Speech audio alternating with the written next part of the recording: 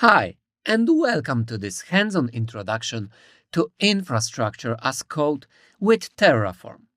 If you're new to my courses, I'm Lucas, a tech lead in an international team with many official certifications, from which one of them is actually Terraform. I've created a few beginner courses already, helping others help get practical skills with tools like Docker, Git, Linux, AWS, Kubernetes, and more.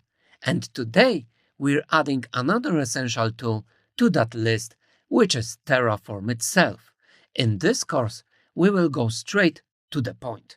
You will learn how to use Terraform to automate cloud infrastructure, even if you have never touched infrastructure as code before. We will keep it simple, fast, and practical. No theory overload or slides we need to go through. Just enough explanation to understand what we are actually doing, and then you will do it yourself. By the end of this course, you will know how to install and configure Terraform, write and organize your own .tf files, work with providers, resources, variables, outputs, and modules, deploy infrastructure to AWS in our particular example using real-world scenarios, and finally tear it down safely when you're done. The things you would need to follow along would be just a computer with an internet access, a free AWS account, and basic familiarity with terminal or command line would be a great addition. And that would be it. Our goal is just not to learn Terraform. It's to start use it confidently in real projects. So let's get started in the next video. Before we jump into setting up Terraform and writing code, let's quickly talk about what infrastructure as code actually is and why Terraform is such a popular tool for it. Traditionally, setting up infrastructure like servers, databases, networks was manual. You would click around in a cloud console or write some shell scripts and repeat that process every time you need a new environment. This approach is actually hard to scale, hard to document, and even harder to keep consistent.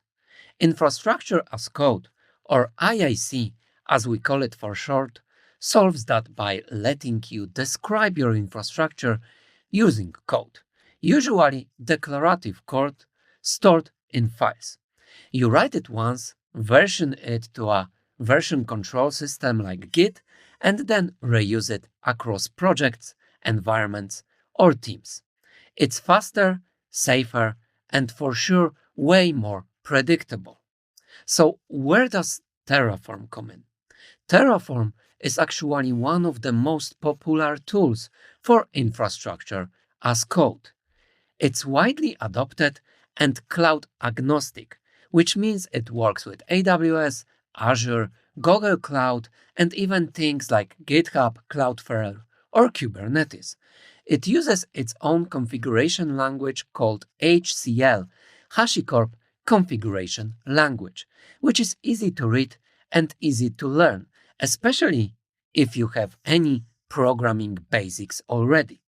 With Terraform, we will define our infrastructure in .tf files, run a few commands, and Terraform will figure out what needs to be created, updated, or deleted, depending on the code and the current state of our infrastructure.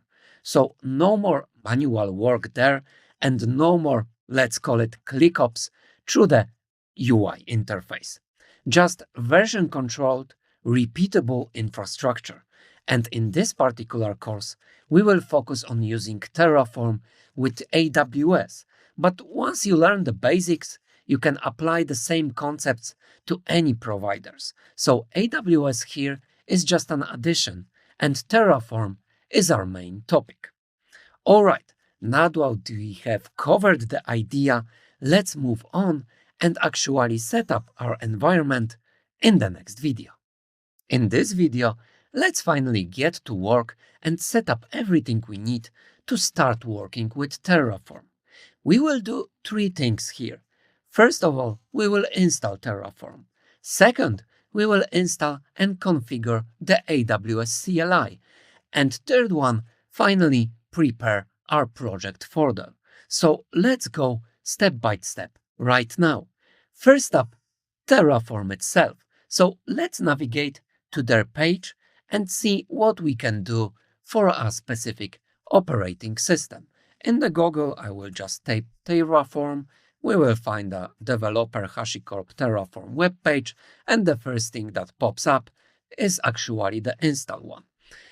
Currently, I'm on the macOS, but I will be not using that. Actually, I will explain it in a moment. But if you would be on a macOS, you can just use a very popular macOS package manager, which is Brew, and just go through the examples and install it, or just download the binaries itself for a ARM64 infrastructure, so for M chips, or for the Intel ones, the AMD ones. On the Windows, you would just need to download the binaries, either 386 or AMD 64, the same. On the Linux, you can choose your either package manager or binaries, or actually even your distribution itself.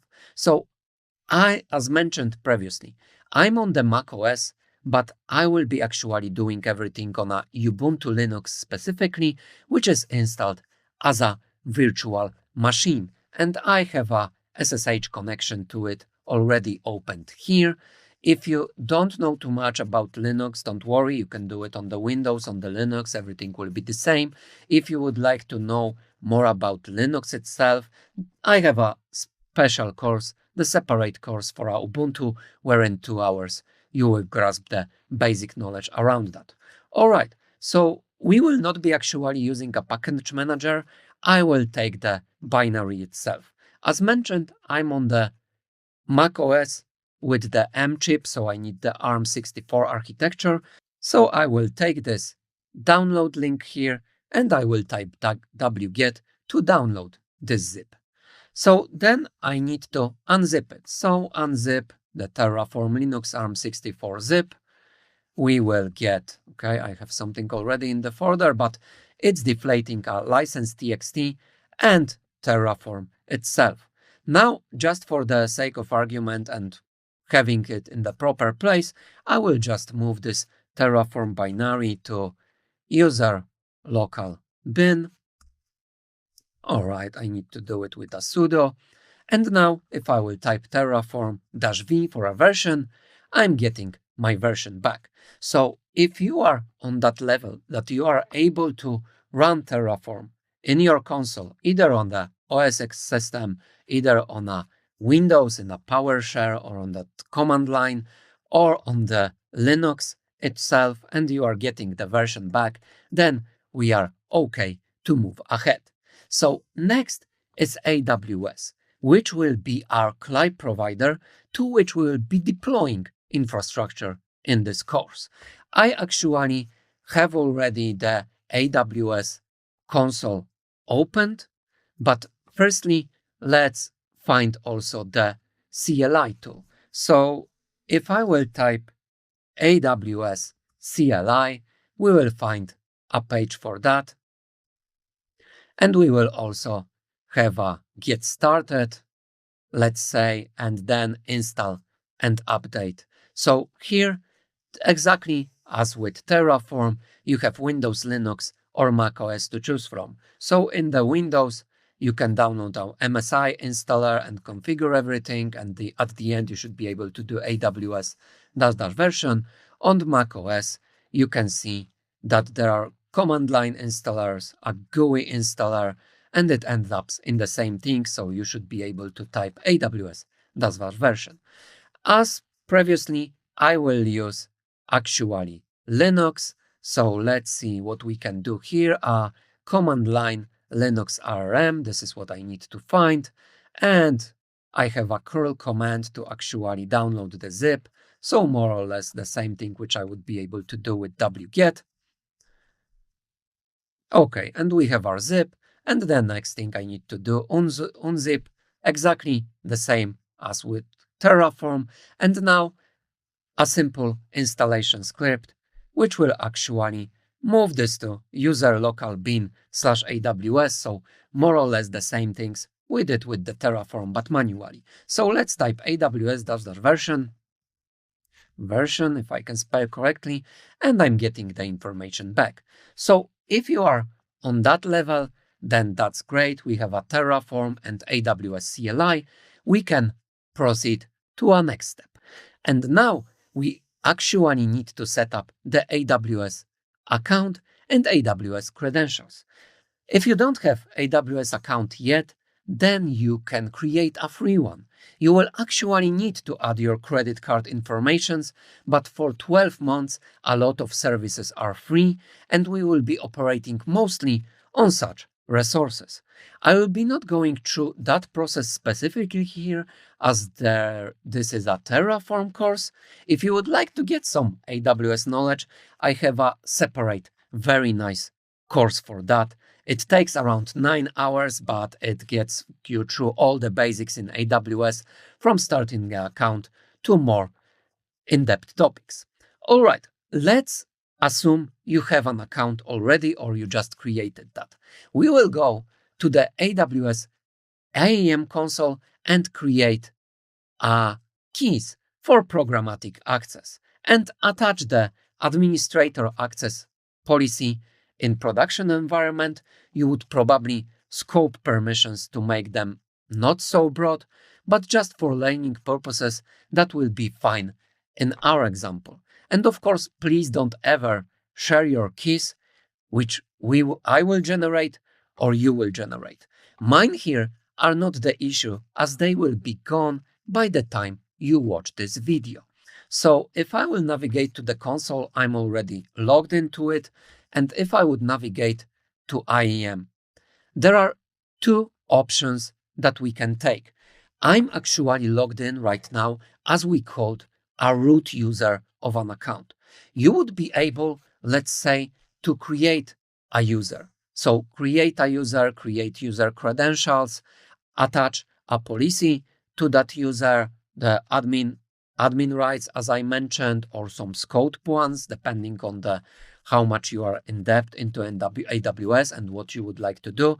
But for our particular course, admin privileges will be perfectly fine. We are just doing some tests and learning. The other approach is that I already have a root account, so I would be actually able to create those access keys on this users itself. So let's maybe go with this users approach. I will create a user. Let's call it a Terraform user. I don't need to provide user access to AWS Management Console. That's optional. This user will never log in to this account.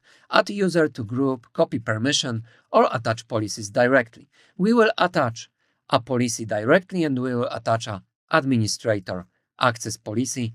As I mentioned, this is a policy that you can do everything with, so allow star on star, so you can do everything with that policy.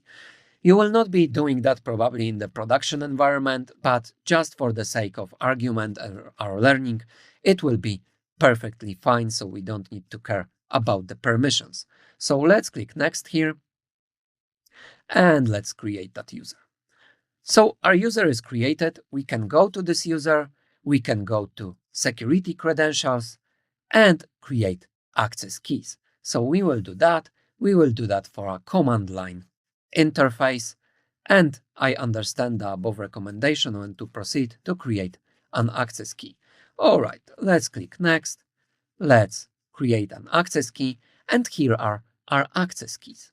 Of course, please don't ever share those keys. They are very important and confidential. With those informations, everyone can do whatever they are permissions allowed to do. So as we have administrator rights, they would be able to do quite a lot, as you can imagine.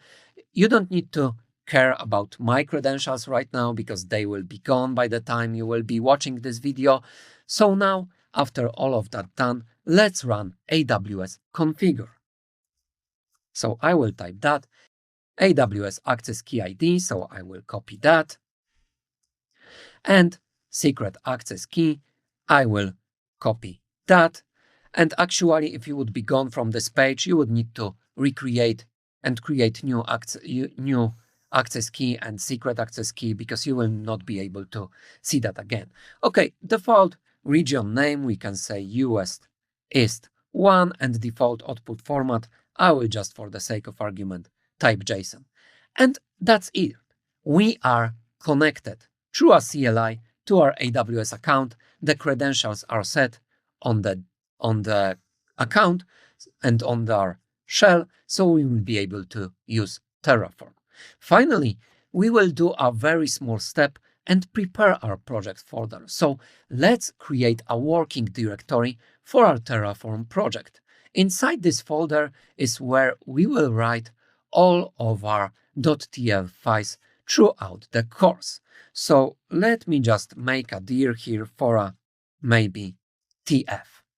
All right, now you can use any code editor or even some text editor if you like throughout this course. I will actually use a very popular IDE, so Integrated Development Environment, which is VS Code. If you don't know VS Code itself, it is a free and you can download it for any operating system. Just for the sake of argument, let's go to its page very quickly. So let's go to Google one more time. Let's type VS Code, Visual Studio Code Editing Redefined, and just download for macOS or any other platforms. So right now, as I have it already installed, let me just open that. All right, so my VS Code is opened right now, and I will do one more thing here that you would probably don't need to do. As mentioned previously, I'm running the Terraform itself on and AWS configure for that matter, and AWS CLI on a virtual machine on this OS X. So by default, this VS Code is scoped to our machine. So if you are working locally, then that's perfectly fine. But I'm actually using a virtual machine, so I will be connecting from my Mac OS machine to our virtual one through a very special extension, which is called a Remote Explorer. I have already here one of the connections from my Kubernetes course for that matter, but now I will just make another connection. So I will type IPA here to get my IP address of this particular machine, and I will actually add another connection. So it is prompting me for SSH. So I will do SSH on a Ubuntu user because that's my user here. It is actually here in the prompt, and on this particular IP. I will set that to the SSH, and let's connect to that. I will be opened with another window here, and I need to type password for this user, so let me type it. And now I will open a folder, and it will be our TF folder that we created, and OK. And yes, I trust the author. So now what I did, and this is actually where we will be spending most of our time in this setup. So if you open a terminal console here, you can actually see the same prompt that I had here. So Ubuntu /Ubuntu and in the TF folder. So if I would, just for the sake of argument, create anything here, so let me navigate to this TF folder and create some very basic file here. This is test and throw it to test.txt. This is a very simple option to create a file. You can actually see that it's here. So we are not now connected to our virtual machine. That is the workaround you would do if you would be working in the remote environment. That's what I'm doing with this virtual machine, but you should be all fine with your local approach. So one more thing we will actually do here is to go to extensions, and we will install a Terraform 1, which can provide us with some nice syntax highlighting and maybe some auto-completion, so it is from HashiCorp, so the producer of the Terraform itself. So let's install that. And after all of these steps we did in this video, we're ready. And in the next one, we will write our first Terraform configuration and then step by step deploy real infrastructure through Terraform to our AWS account. So please join me in the next one. All right. After our setup process, we are ready to write our first Terraform script. So in this lesson, we will do few things just to get ourselves a little bit familiar with Terraform. We will see what a provider is and configure one for AWS. We will define a simple AWS resource, and then we will use basic Terraform commands, and finally deploy something live to AWS. So let's get started on that. So first of all, let's get back to our Chrome browser.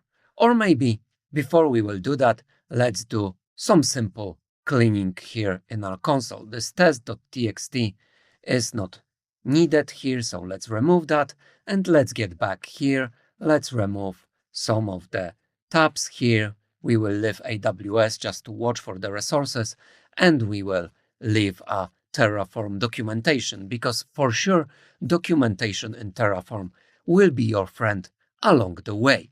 So let's click here to our registry. And registry, as you can see here, discover Terraform providers that powers all of Terraform's resources. So we can see providers, we can browse modules. Regarding modules, we will talk later. So let's firstly browse providers. And you can see there are a lot of providers and the names that should be familiar to you, like AWS, Azure, Google Cloud Platform, Kubernetes, Alibaba Cloud, Oracle, some other things like Console, like Salesforce, some GitHub along the way, and so on and so on. So what a provider is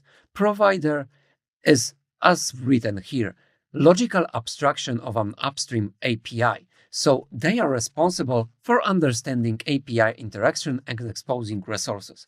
What that just means, they are a little bit of a wrapper for a particular third-party API like AWS is, because what we click here throughout the console can be also translated to some API commands, like using this AWS CLI that we did previously.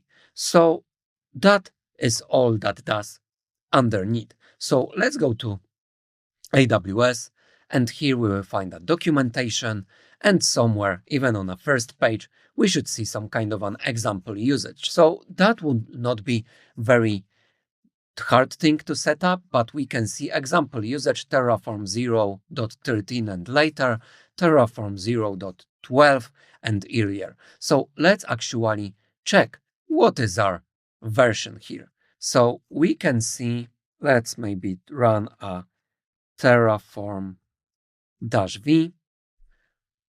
We can see that R is 1.12. So I will go with this one, and the only thing I need to do is to take this block. And let's create our very basic file. Let's maybe for now call it provider, or maybe just for the sake of argument right now, let's have everything in more or less the one place. We will deal with that later. So we will do a provider in the main.tf file. We can see that there is a region here, so US East 1, the same one that we set up with the AWS configure, but you can also set this region to something that is more closer to you.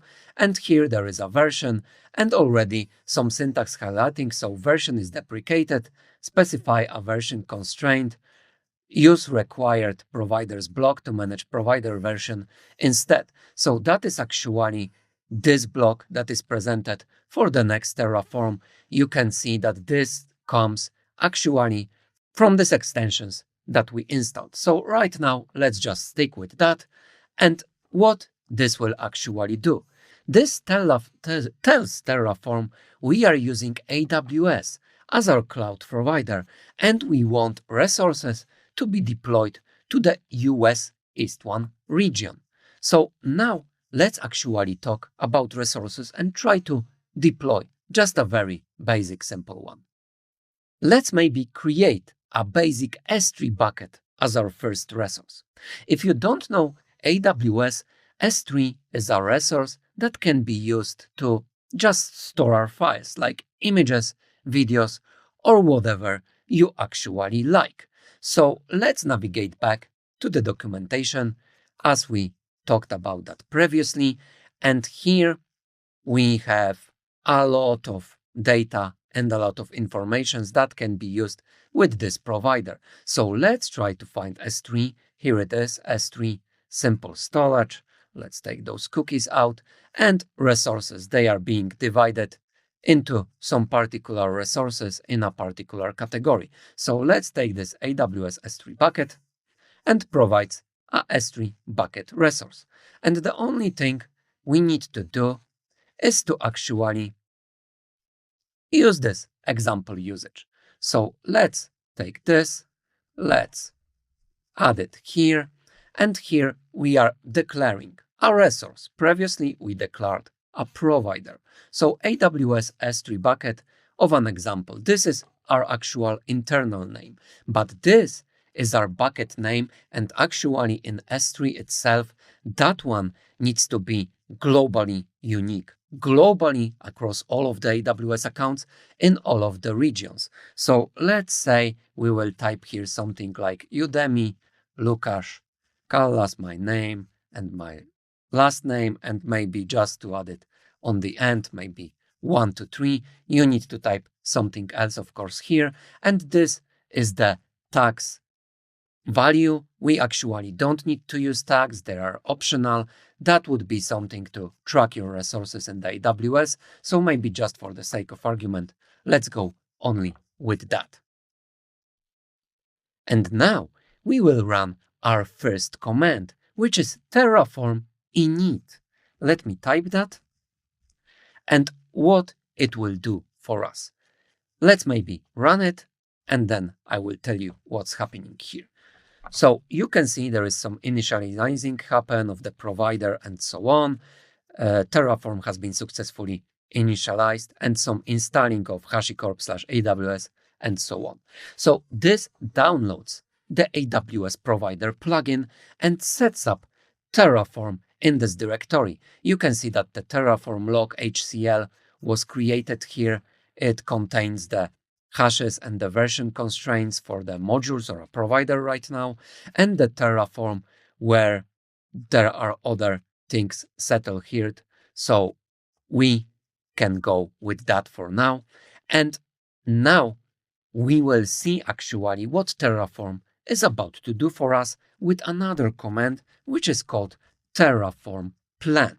Let's see what we will have here. So you can see we are getting some information.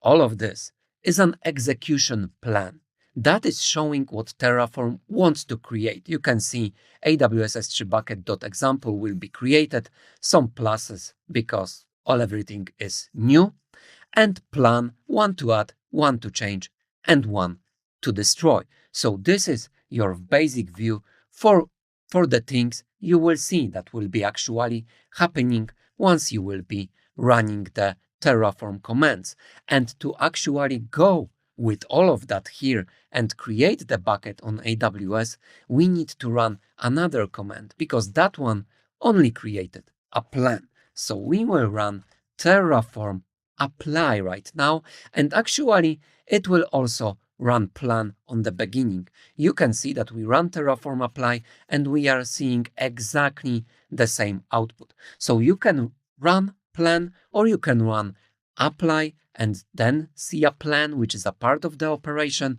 And at the end, we can see the difference between plan and apply, that we are asked, do you want to perform these actions? And only yes will be accepted. So let's run yes, because I think we want to do it. AWS S3 bucket example creation completed. So now in the background, to put it very simply, Terraform was talking to AWS. So maybe let's actually verify it if it was created. We can see that apply was completed, resource one added, creation completed, but we don't know how to do that, how to check that out actually. So let's get back to Chrome. Let's go to our AWS console, the logged one in the Chrome browser, and let's navigate actually to S3 service, scalable storage in the cloud. And you can actually see here, there are some buckets here, probably from previous of my courses, AWS one. If you would like to actually know more about AWS, there's a separate course for that in like 9 hours of introduction, so quite a lot to learn. But yeah, we have this Udemy, Lukasz Kallas 123, and the creation date is today's date. So we were able to create that resource. And there was a file created while we are doing that, terraform.tfstate. About tfstate, we will talk a little bit later. But let's, as this video is probably getting a little bit longer, let's run last command in this particular video. So we will try to do the full resources life cycle. So we created the resource, now we would like to destroy it. And there is a Terraform destroy command to go along with all others. So this will destroy everything which is wrapped in our Terraform infrastructure. So let's run that. It's refreshing the state. As mentioned, about the state we'll talk a little bit later, but you can see there are those, all the minus signs. So AWS S3 bucket.example will be not created. It will be right now destroyed. Those minuses signed because we are removing all of that plan. 0 to add, 0 to change, 1 to destroy. So we were able to add, now we will destroy. In the later videos, we will also see how the change works. So let's run yes, because all of those operations needs to be approved. Actually, we would be able to skip that, but let's not talk about for now.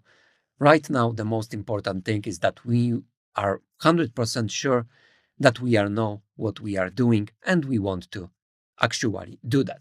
So let's run yes. AWS S3 bucket.example, destroying and destruction completed. Let's get back to our Chrome browser. Let's refresh the page and the bucket is gone. So you can right now see probably we just barely scratched the surface, but you can see the power under Terraform itself. So for this video, that's it. We just written and deployed our first Terraform script. And in the next lesson, we will make our code a little bit more flexible by introducing variables and outputs. So please join me in the next one. So far, we've worked with an S3 bucket. Now, let's deploy a different resource so we can get more familiar with the flow. Let's do an EC2 instance, which is just a virtual machine in the AWS cloud. And we will use variables and outputs along the way. But first of all, we will modify our provider a bit so that it wouldn't yell at us here with this orange line. So I mentioned that it came actually from our VS Code extension. And that's why I actually used the previous approach instead of the newer proper ones. So you can see there will be some help and syntax highlighting if you will use such setup here like IDE plus extension instead of, let's say, just a text editor, which of course, as mentioned in previous video, you would be able to use as well. So let's get back for a moment to our provider documentation. Let's get to the guides for a moment, or for the AWS provider itself, and let's change that from this example usage to this one so that we can see how it will all solve itself. So we can see Terraform required providers, AWS source, and now we will use just this provider here with a region. So let's do that in another block. And as you can see, no yelling right now. All right, now we have it out of the way. So let's go with an EC2. So if we will get back to our documentation, let's find EC2 here. So we have an EC2 resource. We are not thinking about EBS, that's a volume for it. We have an basic EC2. And here, this is something that you will need to get acquainted with, but we are actually looking for an AWS instance resource. So we can see there is some basic usage here. So there is a AWS AMI, a data block. We didn't talk about data block and all of those filters and so on. So we will do it a little bit of a different way. So let's firstly take this resource block and let's put it here. And now let's talk about this AMI thing and the instance type itself. If you don't know too much about the AWS, that will be just a very basic approach to that. So AMI is the underlying image of the instance. That is actually we can think about it in the way of an operating system. So some kind of a Linux, some kind of a Windows, Mac OS, or whatever. Instance type is just the, let's say, amount of resources. So how many CPUs are there, which are called a vCPU, how much RAM there is, and so on. And the tag would be just a name. So let's go here and let's navigate here to EC2, and that will make more sense because from the console, I can do this launch, and then I would type this name and tag. So that would reference this name. If I would go Amazon Linux here, we have an AMI name. So you can see here we are declaring this AMI, and the instance type would be a little bit down the road here, T2 micro, so 1 vCPU and 1 gig of RAM. So instance type will be fine. AMI, we will not be using this data block as I mentioned previously because we don't know what data block yet is, but we will just copy this AMI from here. Let's take it this way and make a little bit of a cleaning up. So that will be our AMI. We can always comment that in the TF world with 2 slashes. So now let's say how we want to approach it, because I mentioned that we want to use variables here. So let's see what documentation has in store for the variables for us. So let's go to the basic page here, and somewhere here along the documentation and probably in the configuration language itself, we will find variables and outputs, exactly what we are thinking about. So input variables, this is what we want to create. So we will be creating a variable block. So another new type of a block. And in this variable, we will get a type, we will set a default, and we can set also a description. Here is the argument. This specifies the input variable documentation. So let's go with that actually. Let's take only this one maybe block, and just for the sake of clear code, let's create a variables dot, of course, tf. And now let's paste that here, and maybe let's name it somehow. Maybe AMI ID. Type, if we would go back to the documentation, this is not this documentation, this one, you will see somewhere here that there are different types like a string, number, or a bool. We will use just a string because this is a text value. If it would be some kind of a number, then we would use number. The Boolean is a true or false flag that comes from the programming background. If you know that stuff, or you would like to know stuff that better, then I would introduce you to some programming basics. I have also a separate course for that. List, set, map, object, tuple. That's everything coming from the programming background. But now, as it's a Terraform course and an introduction one, we will stick with a string. So we will do a type of a string here. The default value will be actually this value that we have stored here in the main TF. So let's do that. And let's maybe add description. If you can see another thing from the syntax highlighting, so I can do a description here. And here, let's say EC2 AMI ID, just for the sake of clarity of our code. All right, so we have that.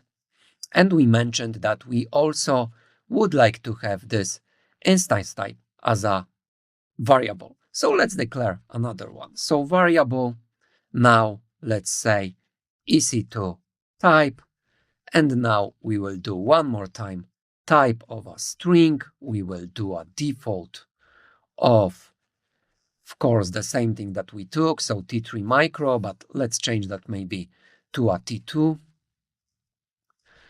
because this is what we saw on the launch template. T2, or you can see that T2 is free tier eligible. In some regions, it would be T3 micro. That's where the change here. And of course, a description that's optional, but we can type it, let's say EC2 type. All right, we have our variables. One more note on that. AMI ID is a region-specific thing.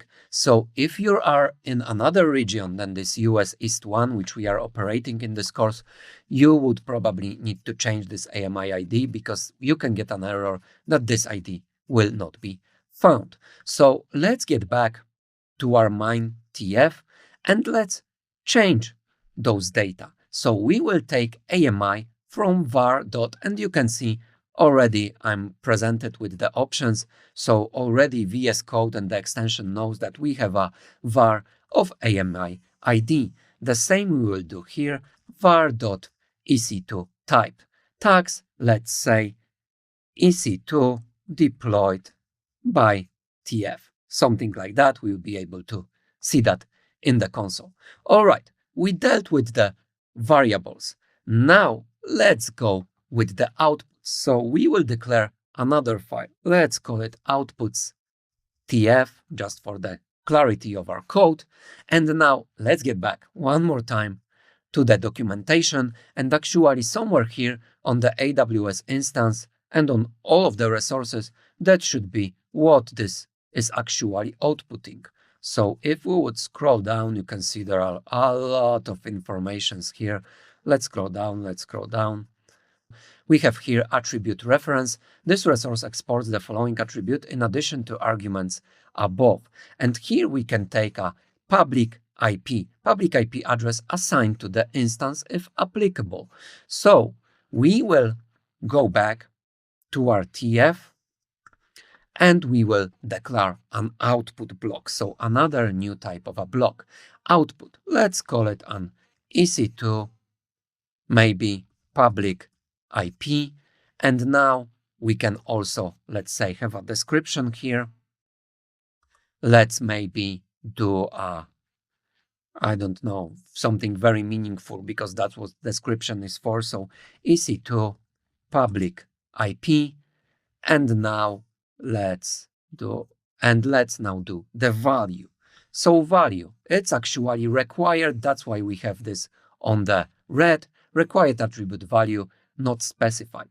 So we will take value, and now to this value, we will reference our resource. So we will reference this resource, AWS instance ID. So let's get here, we will do AWS. You can see already AWS.instance ID is presented. And now we will reference the name. So here is our name. It was copy and pasted, so web, but you can call it whatever you like. You can, let's say, call it one more time example.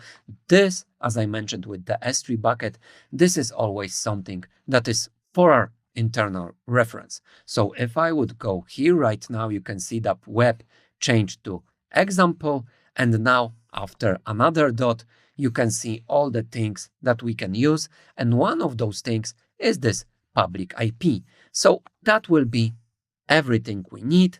We can now proceed back to the console and do our Terraform plan one more time. So Terraform plan, let's see what will be on the plan right now. All right, we have some plan here, and actually we are adding two resources, and I will explain you why it is. So first of all, we are adding AWS instance example, and here are those AMI that we pass through var, known after apply. Those things are, as mentioned here, known only after apply, so this needs to first be deployed in AWS. Here is our instance type, T2 micro. Here will be a public IP, which will come back to us through the output, and our tags with our name. But actually, there are two resources because there is an S3 bucket. Why there is an S3 bucket here? It references our previous video because we created a resource of AWS S3 bucket. We approved that, planned that, and deployed that.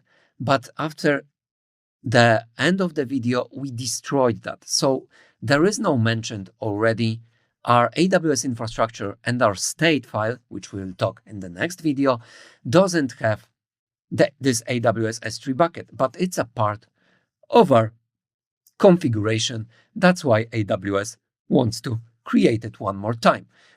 We will just comment it out just for the sake of argument right now, and we will run Terraform plan one more time. We should be left only with one. Yeah, plan one to add, changes to output, EC2 public IP. All right, so now let's actually deploy that. So if you remember from the previous video, Terraform apply. And I mentioned in the previous video that we don't need to type this yes if you are sure that you want to do something. And Terraform gives us a flag, which is an auto approve flag. So if I would do auto approve here, pass with the Terraform apply command, then actually I will not be asked. You can see there was a plan, and right away there is a creating. EC2 instance will take a little bit more time than S3 bucket. I assume that around 15 to 20 seconds, maybe 30, or even up to a minute. So let's wait for it to be created, and then we will see what we are actually seeing.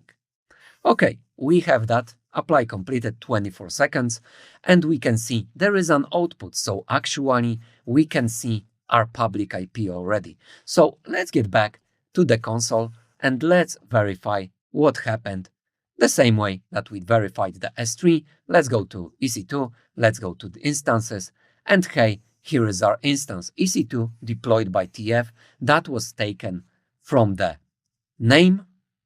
So from here, we have an instance ID, we have an instance type of T2 micro, so that was taken here and actually from our variables block that we declared. And if we would go to this instance, we would see some more details. So we can actually see a public IP. So let's run a search on that.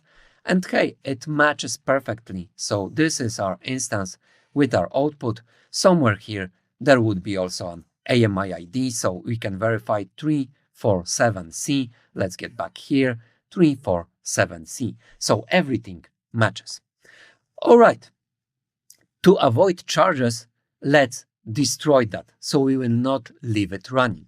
If you are on the free tier and new AWS account, then for the first 12 months, you can run one such EC2 in this micro type for the whole month, because free tier gives us 720 hours of running EC2 instance, so we can actually spin more of them, but then we will probably be charged if they would be running for more than a month, because that was actually this 720 hours comes from 30 days multiplied by 24 hours in a day, so that matches. If you would spin up more EC2s, then you will be out of this limit sooner, but if you would run only one T2 micro instance for the whole month, you will not be built for that. But yeah, let's run Terraform destroy. That was just a little bit of an off topic how AWS and a free tier works. Let's run Terraform destroy. We didn't pass an auto approve flag here, so we will need to approve that. It will destroy probably in like 10 to 20 seconds. All right, and the resource and the EC2 is destroyed. It took 32 seconds. So as I mentioned, around 30 seconds. Let's navigate to instances. Let's refresh that view. And we will see that the instance is terminated. All right, so we learned few new concepts and used variables to make our configuration reusable. We also used outputs to view useful information after the EC2 and the resource was deployed, and that would be actually a wrap-up for this video. And in the next one, we will look at this mysterious state, which I mentioned already in this video and actually the previous one. So please join me in the next one. Before we continue building more infrastructure, we need to talk about something that powers everything behind the scenes in Terraform and was mentioned a few times already, this mystery state. When we run Terraform apply, Terraform creates resources and keeps track of them in a file called terraform.tf_state. We also seen that it was created after first deployment of an S3 bucket. This file is like a Terraform memory. It stores the current state of our infrastructure, what exists, what values were assigned, what Terraform created, and how it maps to our code here in the .tf files. Let me show you that, and as mentioned just a moment ago, if you look inside your project folder after a successful apply, you will find this file named terraform.tf_state. Right now, we have destroyed everything, so the file will be empty and contain only some basic data, but you can see resources and the outputs are blank. But when we deployed that EC2 instance and S3 bucket, all of it was stored in here. And let's maybe see what will be added after we will do it one more time. So let's get back to our main. Let's uncomment our resources and let's run terraform apply-auto approve. We know what will be deployed, so we can auto approve it. So AWS instance is creating, AWS S3 bucket is being created. Let's give it around probably 20 more seconds. All right, apply completed. Resources 2 added, 0 change, 0 destroyed, and our output of public IP. So Terraform doesn't check AWS directly every time you run it. You can imagine that that would be actually a very heavy operation. Instead, it uses this Terraform tf_state file to compare what your code says versus what it believes exists, and then figures out what to add, change, or delete. So it's actually critical that the state is accurate and up to date. And if we would go back here, we can see that our output blocks was populated with this EC2 public IP value of type string, and there are some resources. We don't need to go much depth into that because there are a lot of details here, but those that popping up are the AMI. We said that there is an ARN, so Amazon resource here written, the availability zone in which the AWS instance was deployed, some information, a lot of information actually. You can see that there are more than 200 lines, and those are just 2 resources. There are, of course, if this file will be building so much, you can imagine we can have a very big infrastructure and it will grow a lot. So there are, of course, things that can go wrong with that. If the state file, let's say, is missing, corrupted, or maybe changed manually, Terraform will not know what's out there in the cloud. It might try to recreate things, or worst, destroy stuff unintentionally. That's why it's not recommended to edit this Terraform tf_state directly. So let's leave that to the Terraform itself. Another very important concept regarding the state is the local versus remote state. So by default, the tf_state file, this one, is saved locally in our project, exactly as we have here. That's fine, perfectly fine for testing or small projects. But in real-world scenarios, especially if you would work in a team, you would want to store it remotely, like in an S3 bucket that we created already with addition of what we called state locking, so that let's say 2 or more people working on the infrastructure in the same time wouldn't mess up the state through, let's say, some race conditions happening while running apply at the same time. All right, that wraps more or less the state. We will not be going more in depth into that as this is an introduction to the Terraform state. And in the next video, we will get back to yet another thing that came up already, but we skip that for a moment, and that will be this data block, which we saw in EC2. And that is actually useful to reference things that exist outside of Terraform. But before, as previously, we will go to the next video, let's do a destroy so that our infrastructure wouldn't bill us on the AWS side.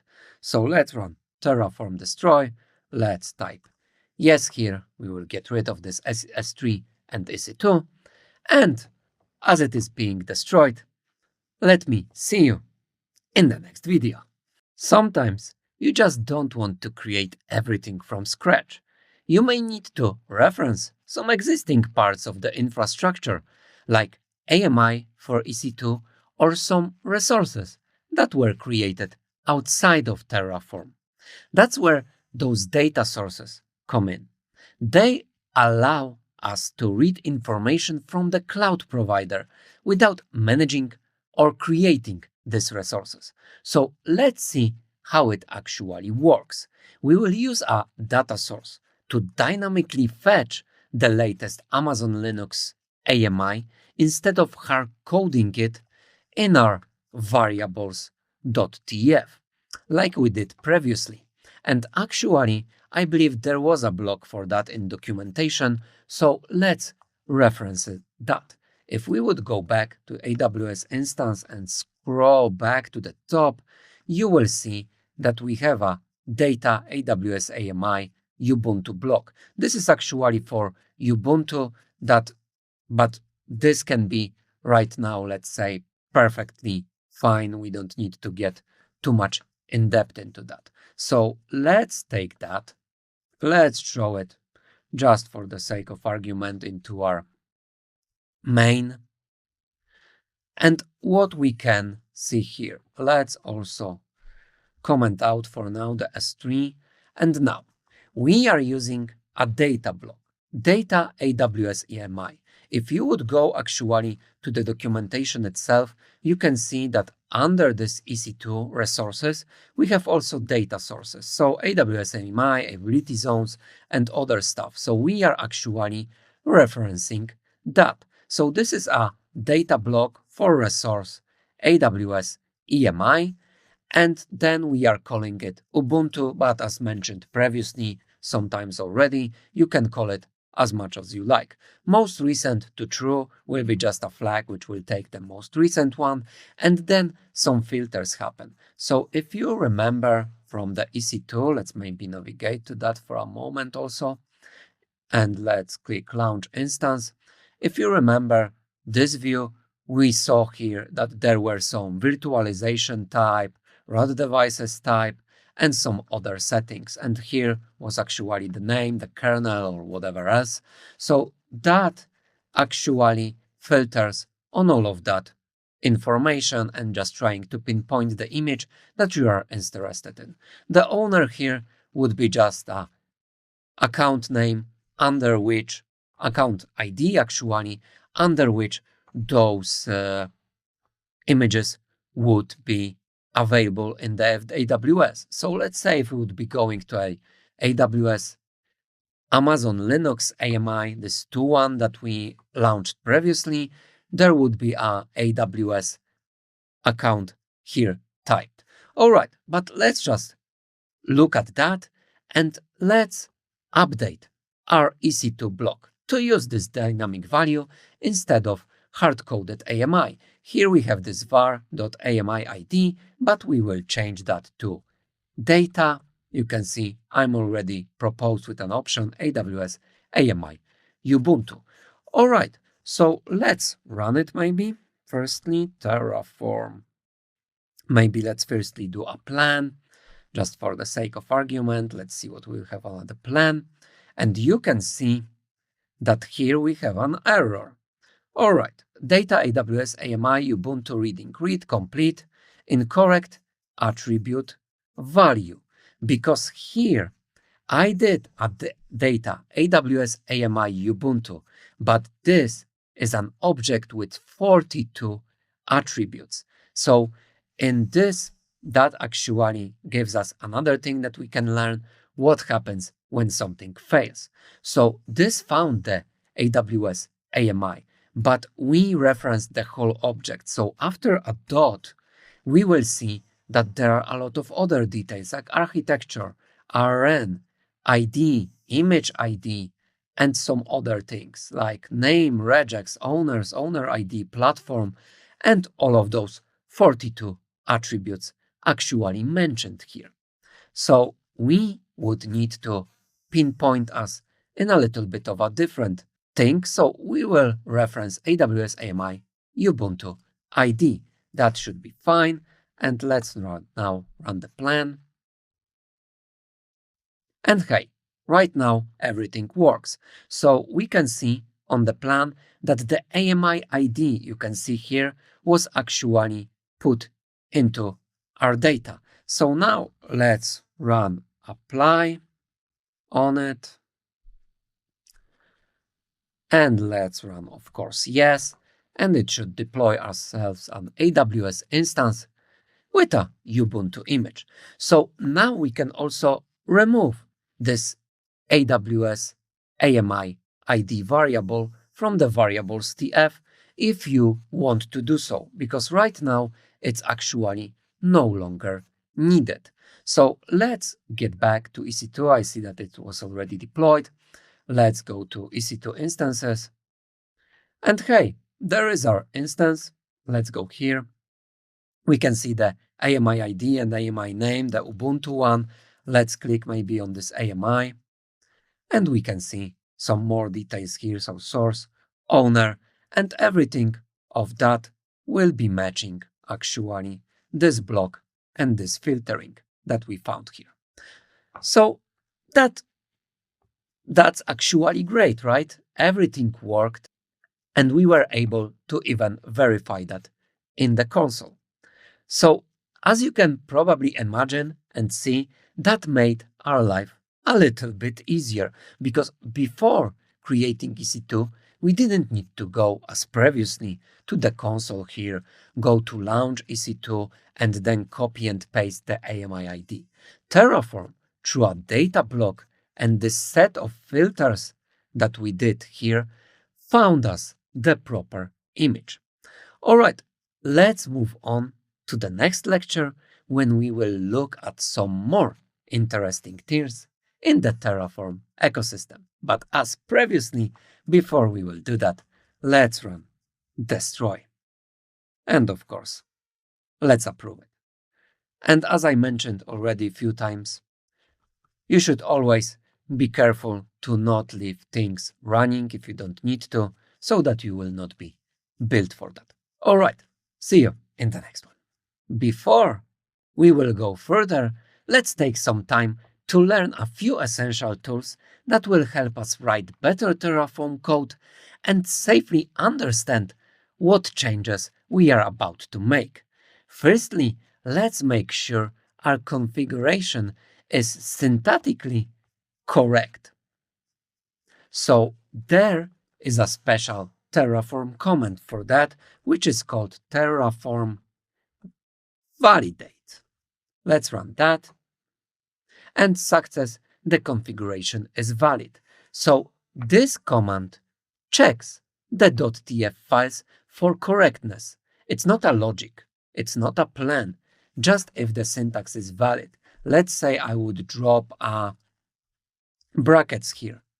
And you can see that Terraform validate is showing missing item operator, expected a comma to mark the beginning of the next item. So actually it shows that there is an issue, but it didn't set exactly how to fix it. So you can use it as some kind of a reference. And now everything is fine. Now the next one. Let's make sure the code is nicely formatted. If we would go to variables tf, you can see that here those equal signs are all over the place. Instead of this main tf when we were doing some copy and pasting, and they are all nicely indented. So let's run Terraform fmt. That's another command. So it formatted outputs tf and variables tf. And that one auto-formats the code, just like maybe you know a prettier, for example, in JavaScript or other languages. We can see in a variable that it aligns the indents, it can align also some spacing, and makes the config easier to read. So the variables tf were nicely formatted and the outputs tf was also nicely formatted. Let's maybe do a change here and run it one more time. You can see everything looks nicer.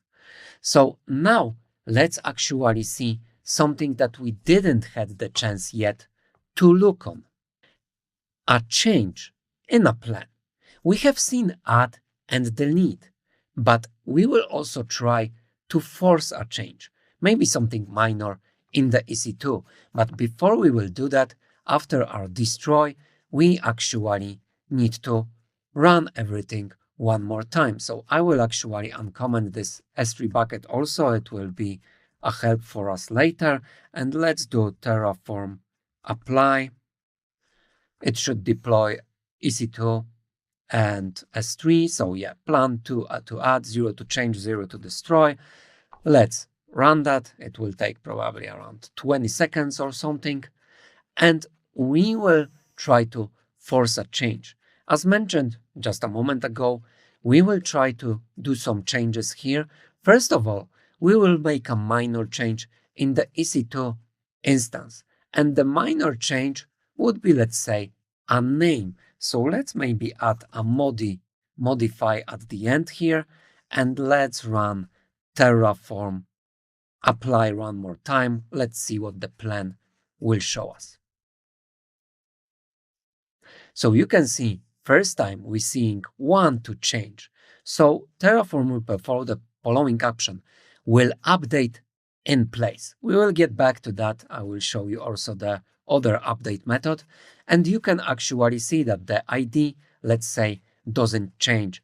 38 unchanged attributes, hidden 8 unchanged blocks. So we are not changing AMI. We are not changing the public IP, but we are changing the name to TF modify. So here we have our instance deployed by TF. Let's run that. And we have a thing here, modifying, apply complete, one changed. Let's refresh that. And we have a name of modified. So we modified that in place. We didn't need to, let's say, do it other way, which I will show actually right now with the S3. So now we will do a little bit more of a disruptive change. We will change a bucket name. Let's add a 4 to it. And let's run Terraform apply and see what we will see on the plan. And actually see, you can see here, plan, not one to change. It is actually one to add and one to destroy, because right now AWS S3 bucket must be replaced, not updated in place as previously, because changing a bucket names forces replacement. And you can see that we are doing this minus plus, so that is a destroy and then create replacement. So we couldn't do it in place. All right, let's run it. And you can see, firstly we are destroying, destruction completed, then we are creating. So we added one and destroyed one. All right, I hope that gives you a little bit of a better overview on the state on how we can change our configuration and so on, and how it affects the thing that we are actually wanting to deploy or run and apply on. So, all right, this is what I wanted to show you in this one. And let's move to the next one, where we will see some Terraform functions. So see you in the next one.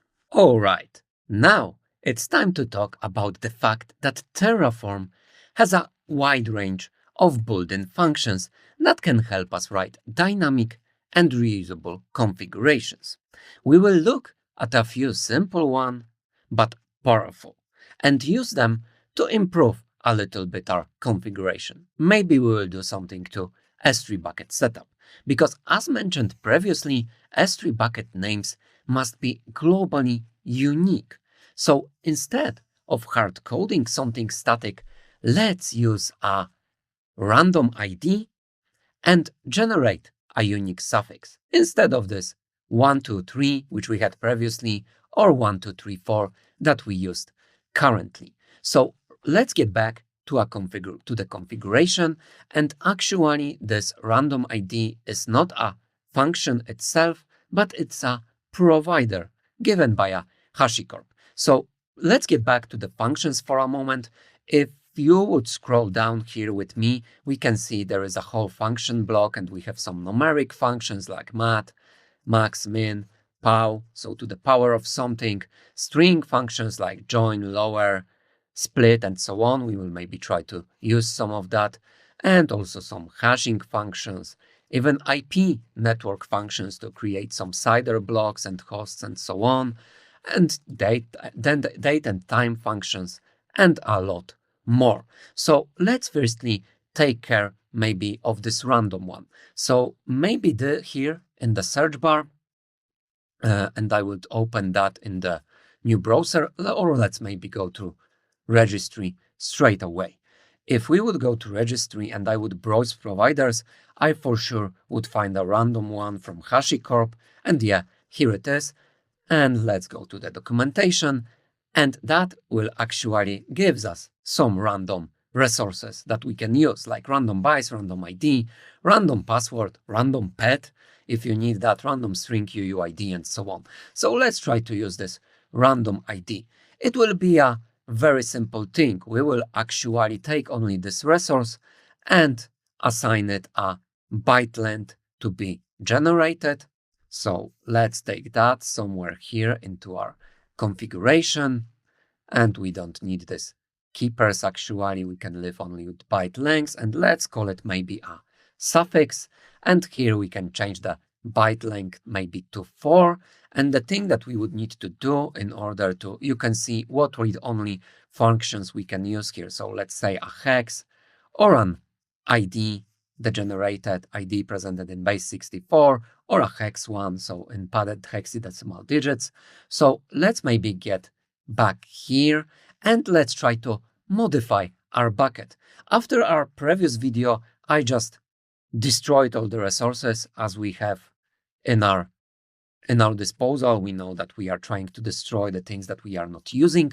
So now let's modify that a little bit. So we would be able to create such syntax here. And whatever I will type here, it will reference something, because this bucket is actually a string, as you can see. But using this notation, we can pass something to this string. So I will pass a random ID dot suffix, and let's see what we have under a dot. We can see that those are those things that we saw in the documentation. So let's take a hex value here, and we will actually use one of the functions here. Let's get back to the documentation, and in the strings, there is a quite useful function for us, which is called lower. So lower converts all case letters in the given string to lowercase. We will wrap that bucket name with this lower one, because that's another thing that is required from S3. It needs to be lowercase. And we are just pushing a string and wrapping the lower into that. So let's try to do that here. Let's take our lower function and let's actually pass this into that, and we will close our brackets. And maybe let's remove this EC2 instance for this particular apply and see what we will get from here. So Terraform plan, let's see firstly what will come out of it. Inconsistency dependency log file. All right, so let's do Terraform init. You can see that as we used this resource random ID, we didn't need to add it as a provider as we did with AWS, but we were required to install it. So we can see that installing HashiCorp/random. Okay, as we dealt with that, I'll just type one more time in it. That's not a big issue. Let's run a plan right now. Okay, we have an issue. A managed resource AWS example has not been declared in the root. Okay, so we are probably referencing that somewhere. We are referencing that in an output. That's why we have a problem here. So let's actually get rid of the output so that you can see how we are trying to fix what are the issues. So let's do Terraform plan one more time. And right now, yeah, everything is fine. So we are going to create an AWS S3 bucket example.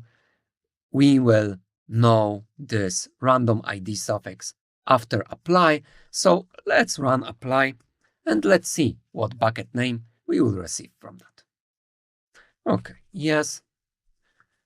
Okay, creation completed. You can see that when we will go back to AWS, and let's refresh that, we should see our new bucket.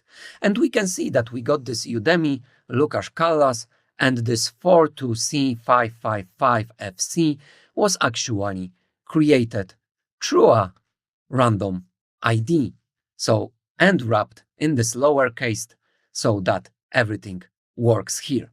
All right, as I mentioned, we have quite a few functions here, but let's maybe not apply all of that in code. I will actually show you also one more, quite a nice, let's call it a workaround, to see what are the outputs from the functions that you would like to run. So Terraform has yet another option that we can run it with, and that is called a console. So actually, if we will run a console, we will be able to see the results of some operations. So let's say I would type our lower function here, and I would do a test with an uppercase letter in the first index, and let me click insert here, and you can see that the result is lowercase. So just for the sake of argument, let's type a lot of things here. You can see this is the result. So console is quite nice to test some things before you will run it. I will actually show you one more nice thing regarding the console, but let's maybe try some other thing. Like maybe there should be some other functions. We had a lower. We have also an upper. So everything goes to the uppercase. We have some trimming if you would like to get rid of spaces. So trim removes the specified set of characters from the start and end of a given string.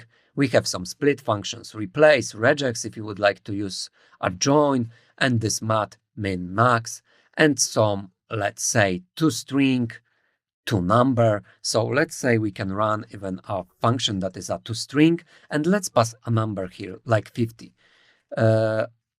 Okay, yeah, it's without the underscore, toString, and you can see that it's coming back in the double quotes. And actually there is one more corresponding one, which is called a toNumber. And if I would type a 50 as a string here, you can see that we are getting that without the quotes.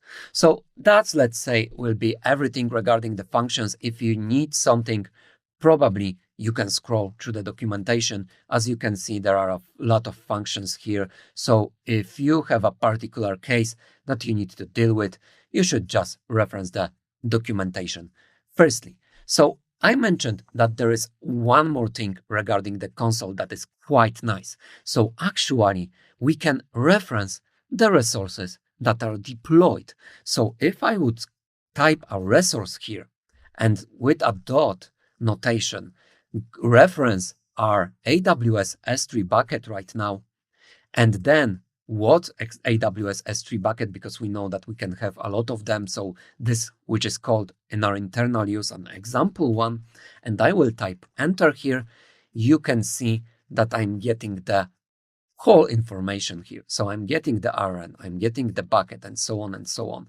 So I'm actually able to look into the console what I actually need to reference as, let's say, in the code. And then when I have my answer for this question, I can reference that in the code. Because let's say we have also this data block for AWS AMI. You remember that firstly, we ran it without this ID and we had an issue. So data block is not commented. And if I would go to the data block AWS AMI dot Ubuntu, you will see that I'm getting this whole block back. So I would be able not to, I don't know, maybe guess or look into the documentation, should it be .id or whatever. I can actually get that information here retrieved from our state, and I'm able to scroll through that, and I see that AMI ID is actually under ID and under image ID. So I would be able to use one or another. All right, so after we are done, we are just typing exit and coming back to our shell. All right, I think that this video is getting a little bit longer than expected, but we covered functions here. We also covered another provider from Terraform, which is those random ID and random password, random path, and so on. Probably you would use something out of that in your DevOps career. And we also looked at a Terraform console, by the way, which showed us a quite nice workaround to work with the data and see what would be the output from our functions and from our state. All right, so that wraps this video, and please join me in the next one. We did already quite a few apply and destroy with our S3 bucket and an EC2 instance. Let's right now look at another powerful tool in Terraform, or actually two concepts that can help us with creation of multiple resources more dynamically. You can see that we have this one S3 bucket and this one EC2 instance. There is only one from each type, so that is not a big issue. But what would happen if we would like to have few S3s or EC2s? Copying and pasting those whole code blocks here and here is usually not the best idea and not the approach that we would like to take due to the dry concept that is being used quite often by programmers. So don't repeat yourself. Terraform can help us with that in many ways, and two of them we will know right now. One is count and the second for each approach. This will help us scale our infrastructure with just a few lines of code. So let's see them in action.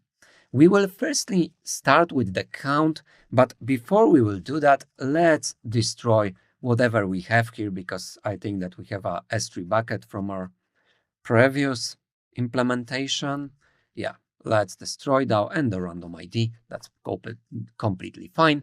So right now, let's say we want to create multiple S3 buckets with the more or less same naming logic. We will modify our existing S3 block here to use the count.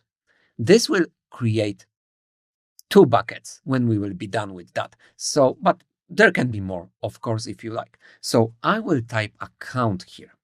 I will type a count, and this count, let's say we will do 2 here. And now we will modify that a little bit with the same syntax that we did previously. So I will do this approach, and here we will reference the count. So count dot, and it already shows us the only option is index. So this will actually create two buckets. One injecting this count index of 0 and the other with index 1. This count index is just used here to access the current index in the loop. Okay, so let's try to run it with our Terraform, apply as usual. We will not be dealing with a plan separately. Let's see what will happen. So actually there are 3 resources to add because one is the random suffix that will be shared between those buckets and 2 buckets itself. So let's type yes here and let's see what will happen here. All right, bucket with 0 and bucket 1 created. Let's get back here. Let's get to our S3 console. Let's refresh that. And hey, we have a Udemy Łukasz Kallas 0, and with the 1, as mentioned, suffix is shared across those instances. All right, that works. And we just scale our resources with just adding a 1 line of code. So now let's use for each to launch multiple AWS instances. Each of them will be with a different name and maybe also a different type. So let's firstly uncomment out all of these things that we previously commented regarding the EC2. And now let's create a map of those instances using a thing we actually didn't see it before, which is a locals block. Locals block, if we would start to declare it, let's say somewhere here, like locals. Locals in Terraform let us define some named values that can be reused throughout configuration. They're like some constants or helper variables that we were using in these variables. So what we will do here will be defining a map of those instances, and we will map a name to the instance type, and we will use it in our for each loop. This way, we will avoid repeating values and make it easier for us to update that later. Those are actually not some kind of a dynamic inputs. They're evaluated once during planning and then they are fixed. So let's say we will start a locals block. In the locals block, let's declare this locals name. So let's, for the sake of argument, call it maybe EC2 instances. And then there will be a map. From JavaScript, you can see that it's actually some so-called object. So now let's maybe call it instance 1 and then do a equal sign to maybe T2 micro, and then let's do instance maybe 2 and let's do a T2 micro. And just for the sake of argument, to just show you that you can use T2 micro one more time, but I will actually use a different instance type just to show you that this difference works. But that particular instance type wouldn't be covered under the free tier, so I will actually be built a little bit for that. So let's say T2 medium or maybe even T3 medium. All right, so we have our locals block. So let's modify right now our AWS instances examples. So right now, you can see here that previously we used this count. Right now, we will use for each. For each, and we will reference what for each we would like to use here. So we will reference the local.ec2 instance. And now we can do some changes. So we have a instance type there. So we can reference we can reference each dot value, and here we will reference each dot key, and let me explain that in a moment. So when we would go to our locals block and you don't have too much of a experience regarding the programming, if it is a map object or just an object or a map, this first part of that on the left, this is actually called a key, and this is called a value. So whenever we are referencing each dot key, we are referencing the key in the current iteration, so this left side, and whenever we are reaching for a value, we are referencing the right side of this equation in the particular loop. So here we declared this for each to be a local EC2 instance, and this each dot value and each dot key will change under each iteration. So here we're actually creating one instance per entry in local block. So we will be ending up with 3 instances because this will run 3 times. This count previously run through, but for each has 3 entries, and you can have as many entries here you would like. And then it will launch EC2 instance with a costume name that we declared in this local block and an instance type, which is a value in that block. All right, let's run our apply and see where it will head us. Okay, so we are getting an instance here back because AWS instance example has for each set, its attribute must be accessed on specific instances, and you can see that the error references outputs TF line 3 in output EC2 public IP. So this block is looking good, but we have a correlation to outputs, and here we have an issue. And what issue can arise from this particular code? So if we had only one instance, then this AWS instance.example.public IP, we had only one instance, so we can reference it only this AWS instances example public IP, and everything was fine. But now, under this AWS instances example, we will actually create 3 separate instances. So how should Terraform know what public IP it should output? So we need to modify that a little bit. That would be a little bit out of scope for this particular course. It's more a programming thing, but it would need to be modified just a bit so that the value isn't actually one particular value mapped to one of the public IPs, but it is actually also an object. So we would need to change this value to our object or a map and do a little bit of a syntax, which is a more programming thing. So I would do a for key instance in what? In this AWS instance dot example that we removed from that. So AWS instance dot example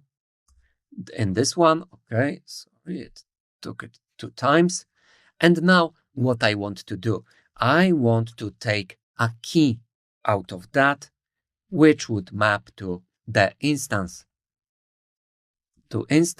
and our public IP, and that probably should be the thing that I needed to do here. So let's run it one more time. Let's see if we have an issue here still.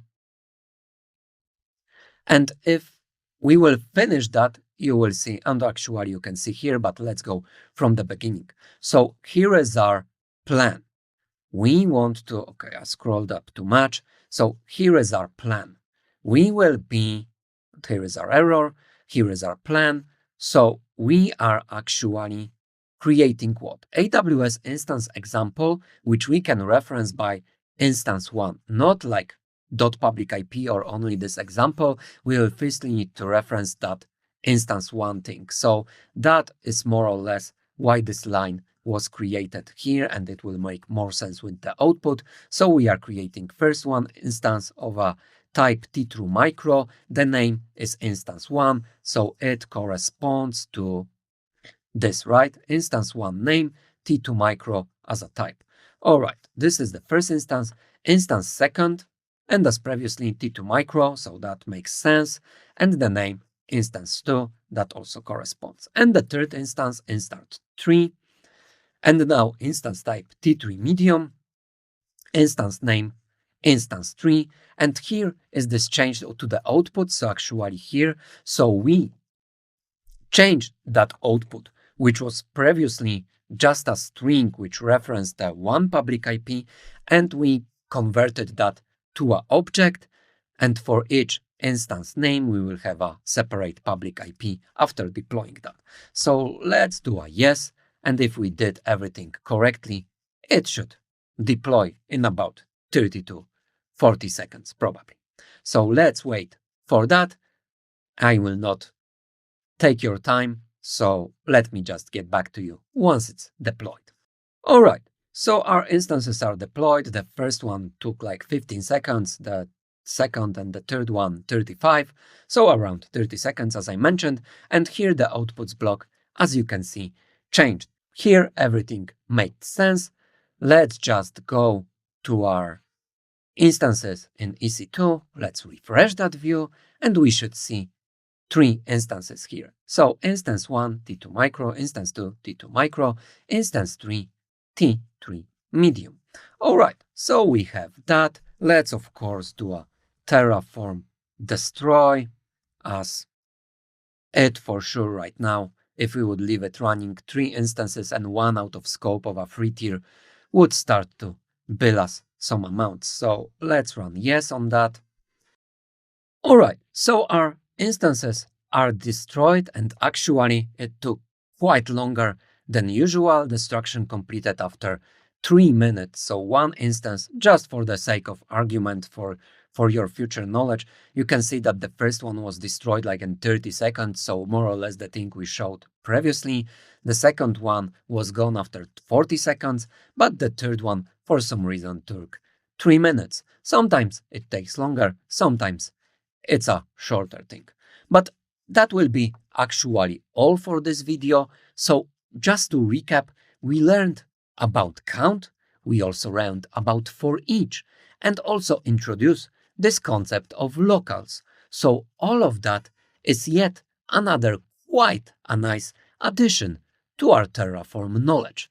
And in the next video, we will explore another thing that can help us with reusability, and this time it will be something called modules. So please join me in the next one. We have written and refactored in the meantime quite a few lines of Terraform code already. It works, we have seen that, but it's usually all in this main.tf file. If we wouldn't count these variables and outputs tf we created separately.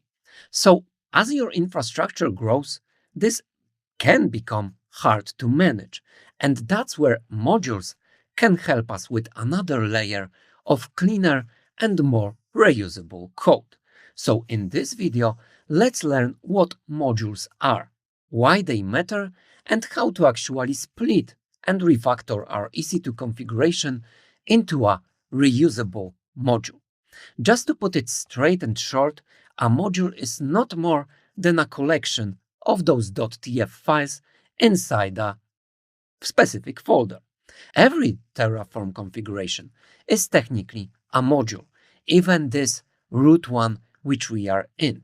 But you can break out pieces into those child modules to keep things organized and reusable. So right now, let's try to move our EC2 logic into our module.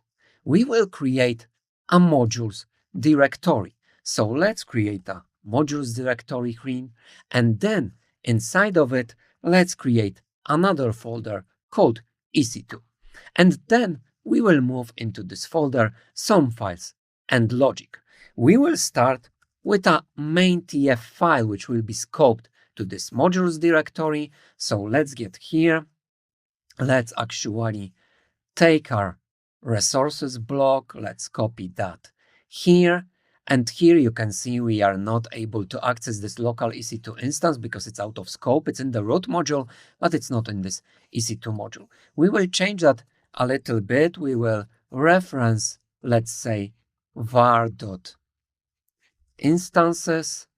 And here we can also reference this AMI ID in a different way. So let's maybe reference, to make it also more reusable, var AMI.id. Okay, right now Terraform is screaming at us because we also, in this particular module, will create variables.tf. So let's call variables.tf here, and now we will declare those blocks. So variable, we wanted to create a variable called instances, if you remember correctly, and in this variable, what we are expecting. We will not be dealing with description right now and so on. We will, and the default one, we will just deal with a type, and we will add it as a map of string, because this is what we had in our previous local block. All right, so that is a variable instances. which is a type of a map. And inside the map, we are expecting strings. That's what this is all about. So now we are expecting another block. We wanted to declare variable of AMI ID. So let's do that. And what will be a type here? That will be only a string.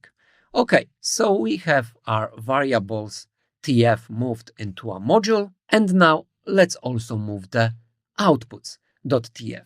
So here is our outputs.tf. It's only scoped to this EC2. So let's maybe just move all of that right away without copying and pasting.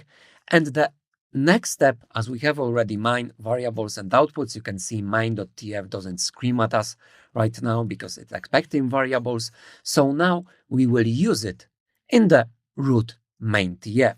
And in this, our root, so the main TF, if that makes sense, let's replace our EC2 code with a reference to a module. So let's do a cleanup of that. We don't also need all of those variables.tf because we are doing that in a different way. So just for the sake of cleaning up, let's also remove those variables TF. They could stay, but they are not needed. And now we only thing we have is the data block for AWS AMI and our locals block. So now it's finally time to reference this module. And how we will do it? We will do another block of type module. So let's maybe say this is our my EC2s. We start a block for this module, and now we need to pass few things here. The first thing is a source, which is required. So where actually this module resides. And here will be path for that. You can see that actually it already tries to find it, and we have a modules EC2. So let's declare that. And now if I would go here, you can see that there are required attributes. We are expecting AMI ID and we are expecting instances. So let's pass that. So let's pass instances. And what we want to pass to instances? We want to pass this local block, so local EC2 instance. And now if we would go to it, we are only scream that for required attribute of local AMI, so actually AMI. So let's take an AMI ID here, and let's reference our AMI ID, which is here under data AWS AMI Ubuntu. So data AWS AMI Ubuntu. Everything should be right now fine, but also, of course, as previously, we need to pass this ID or image.id because we would have an issue here. So that's actually it. Now we are using a module and everything should work as previously. So probably let's check that out. Let's run firstly Terraform init. Let's see if something happens to our module if we declare one. You can see that nothing changed because we are referencing the local module. We don't need to download anything or install anything. I mentioned that for the sake of a later video actually. So let's go for the Terraform plan or maybe actually apply right away. Let's see if everything will be fine, if we will be without any errors. Okay, we have a plan to add 6 resources, and probably that should make sense. 2 S3 buckets, 3 EC2 instances, and this random suffix. So let's actually check that out. Okay, first bucket, okay, that will be created. Second bucket will be created. Random ID suffix, which will be shared among those buckets, that's fine. And then we want to deploy actually 3 instances. Everything should be fine. So T2 micro instance 1, T2 micro instance 2, and T3 medium instance 3. So everything should be fine, but in a refactored way. So as it is running, let's just one more time go through that. So we are referencing a module, creating a module block. We just call it, for the sake of our argument, my EC2. We referenced a local file here, so we created a modules directory. Underneath we created EC2 and the main TF here, where is the resource, some outputs and variables to go along with it. And as we declared this module and Terraform is going to the source directory, it knew that it is expected to pass an instance, which is required. Here we gave a type, so also Terraform allows us to see that this is required and it should be a map of strings. And here AMI ID required a type of string. This type is quite useful for the future and also in the big project, because this not only allows us to view what data we should actually pass, but there is a little bit also validation which is going along with that. So if we would pass something that is not what it should, then we get an error, a validation error that, hey, you wanted to pass this, or we are expecting this, and you passed something else. So let's say a string instead of a map, or a map instead of a string in the AMI ID. Okay, after that short off topic, we have our resources created. So let's get back to AWS. Those are actually old instances. You can see that they were terminated. So let's see if we have 3 instances running. And yeah, 3 new instances running. 3 of them were terminated. That were those previous ones.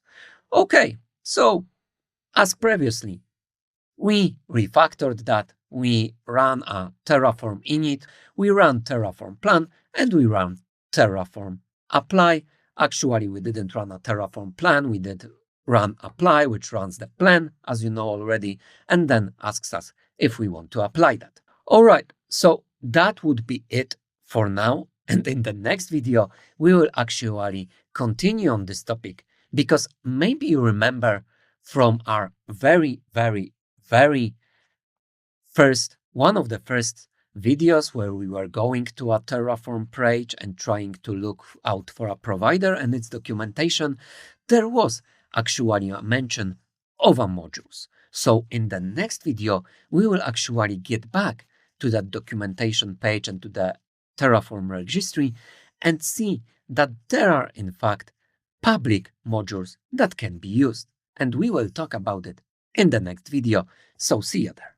Okay, just as a note, in the meantime, I destroyed all of the resources from the previous video so they wouldn't create any costs. And getting back to the previous video, we have seen how to create our own modules. Now let's take a look at those public ones. Terraform has a rich module registry full of pre-built and well-tested modules you can just drop into your projects. So let's actually navigate back to Terraform registry page, and as we have EC2 already refactored to a custom one, let's see what we would be able to do with S3 using a public module. So first, let's try to find such. If I would navigate back to one of our pages with a registry and went to the registry main page, you can see previously we used this browse modules providers, right now we'll do browse modules. And here on the left, I can filter that to AWS, and we can see there are some modules like IAM, VPC, and actually S3 bucket. So this is a popular community maintained module that handles S3 buckets with some tagging, versioning, logging, and even more features all built in. And you can see it's being quite nicely and heavily used because it's third from the top, 123.6 million downloads. And if we would click that and scroll a little bit lower, we can see that these features of S3 bucket configurations are supported. And some of the things I mentioned, like logging, versioning, we have also like cores, object locking, and some other. So probably if we would scroll it a little bit down, we can see some kind of a usage. So let's copy that usage to our main TF and let's see them both more or less side by side. So still there is a module block, no matter if it's a public or a custom one. We have a source, and source actually differs. So ours was in the dot notation into our local environment, and we were fetching it locally, but this one is referencing to Terraform AWS modules /S3 bucket /AWS. And actually, the only thing we would be interested in besides this versioning, which is set to true, and object ownership and central control object ownership and ACL, we don't need to think about that too much. You don't need to know all of those details if you don't know too much about AWS, but let's say versioning is just to version of files. So if I would upload one version of a particular file and then upload another and another and another, I would be able to view those versions and get back the previous versions if I would need to do so. But the only thing we would actually be interested in is the bucket name itself. So let's take our function from this bucket and replace that. We will drop this count. We will create just one bucket, but still with this random ID suffix and so on. And that should be it. So first of all, we will run Terraform and init, and you will see why. So initializing modules, downloading registry Terraform EO, Terraform AWS module / S3 bucket. It lives remotely, so we needed to download that locally. And actually this module was being downloaded to this .terraform directory. If I would go here to the modules, you can see that there is a S3 bucket folder here. And if we would navigate even further here in depth and take some of those folders, you can see that actually they don't differ too much from our custom one. We have still main TF, outputs TF, variables TF, versions TF, and other files. So they are built in the more or less exactly the same way. So now let's actually try to create our S3 bucket using this module. And I will teach you one more very interesting workaround for that. You remember that through the whole course, we were doing some things like commenting out some EC2 blocks or S3 blocks with that, so that we don't need to deploy all of the infrastructure. There is actually quite a nice workaround for that. We can run Terraform plan or apply with a -- target option. And if you would pass to this -- target what you want to actually, let's call it target, then it will only be scoped to that. So if I would pass module.s3 bucket, the plan and apply should be scoped only to the things necessary for that part of the code to be executed. So let's run that. Let's see if we don't have any errors. And actually you can see we have 6 to add. What we have to add? We have a random ID suffix. That's fine, and that's actually great because Terraform thought for us that even if we are scoping or targeting the module.s3 bucket, there is a dependency, because in order for the bucket name to be created, we need to have random ID. So it also took it to, let's say, our target. So it will create this random suffix. It will create the bucket itself, and the rest will be actually some things revolving about that. So bucket ACL from here, ownership controls from here, public access block, that is for the private one, and the backend versioning itself. And you can see that nowhere here we can see those 3 EC2s, and we don't have this line commented. We don't see those 2 S3 buckets with account, and we still don't have this bucket, lines commented out. So it targeted this and took only the dependency needed for it to work. So let's type yes. It should deploy quite fast. Okay, everything was created. Let's get back actually here. Let's refresh our page, and we can see our Udemy Ukashkalas with the suffix. Let's go here, and just for the sake of argument, let's click properties. And here you can even see that the bucket versioning was enabled. Okay, and I think that's it. And that can probably, you can see here that this shows that we sometimes, if necessary, reuse whatever is created, and many public modules follow good practices out of the box. Of course, we can mix our custom own modules and public ones freely, as we actually did here. We have a my EC2, which is a custom module. We have an S3 bucket module, which is a public one from the registry. So you can mix them up freely as the way you choose for it. And that will be actually it for this video.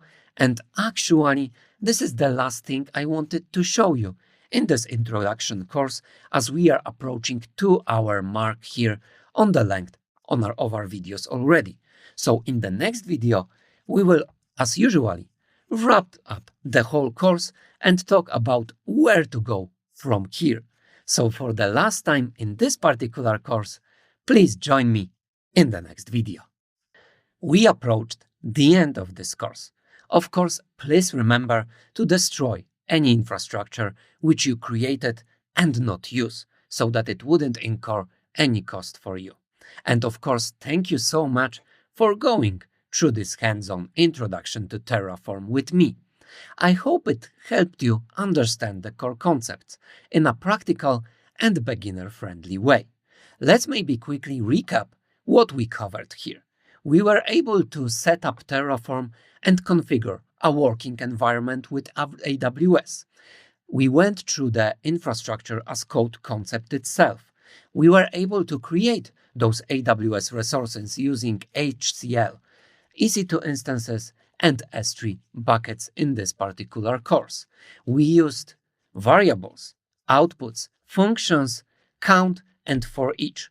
We also took a look at state, formatting, validation, targeting, and planning changes, and also structured our code using modules, both custom ones and public from the Terraform registry to save some time.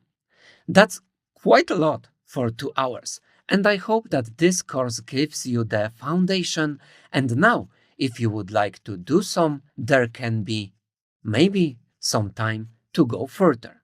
You might want to explore maybe Terraform Cloud or remote backends for managing states securely, managing complex environments with workspaces, and more with the modules.